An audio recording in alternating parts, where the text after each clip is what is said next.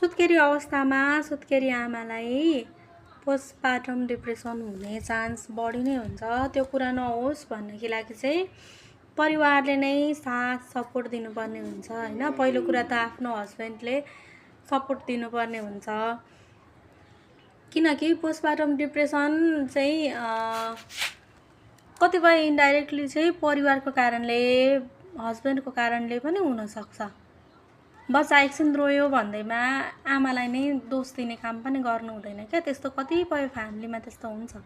म पनि एउटा सुत्केरी आमा नै हो, 2 महिने सुत्केरी हो हैन। त्यसैले म भन्छु पोस्टपार्टम डिप्रेसन नहोस् भन्नको लागि चाहिँ परिवारले नै एकछिन नानी बोकिदिने, बरु आफूले एकछिन नानीसँग खेलिदिने हैन। अनि मैले यस्तो टिकटक भिडियो नबनाउने, नानी रोकै गर्छ हैन, तर मलाई इम्पोर्टेन्ट लागेर बनाएको है यो।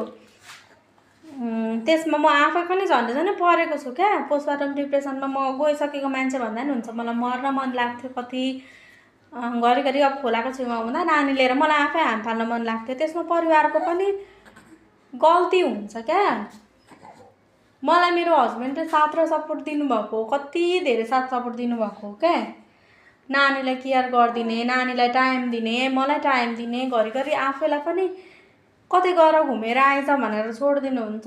एकछिन बाहिर आयो, फेरि घुमेर आयो, नानीलाई टाइम दिनुहुन्छ। त्यही भएर अलिकति दिमाग फ्रेस भएर पनि होला त्यो कुरामा म पुरै चाहिँ मतलब भएन, मलाई धन्न हुन सकेन। तर मलाई पनि पोस्टपार्टम डिप्रेसन होला जस्तो लागेको। नर्मल डेलिभरीलाई पनि पोस्टपार्टम डिप्रेसन हुन्छ। यो भनेको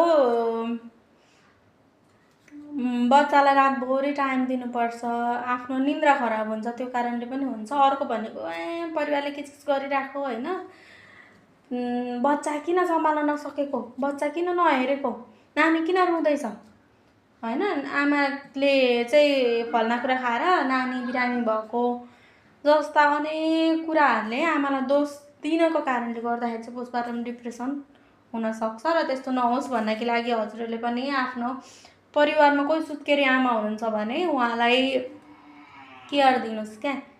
खानेकुरा बनाएर दिन मात्रै केयर हुँदैन हैन, उहाँलाई पोजिटिभ कुराहरू गर्नुहोस्। अनि बात यस्तो हुँदैछ कि त्यसको बारेमा बुझ्नुहोस्, सोध्नुहोस्, त्यस्तो त भएको छैन भनेर। अनि नानी रुँदैमा आमालाई दोष लगाउने काम चाहिँ नगर्नुहोस्। यति भन्न थियो, किनकि यो सुत्केरी आमाको लागि मोस्ट इम्पोर्टेन्ट कुरा हो। र त्यो फ्यामिलीको लागि पनि फ्यामिलीले हत्तपत्त 100मा 95% फ्यामिलीले बुझ्नु हुँदैन।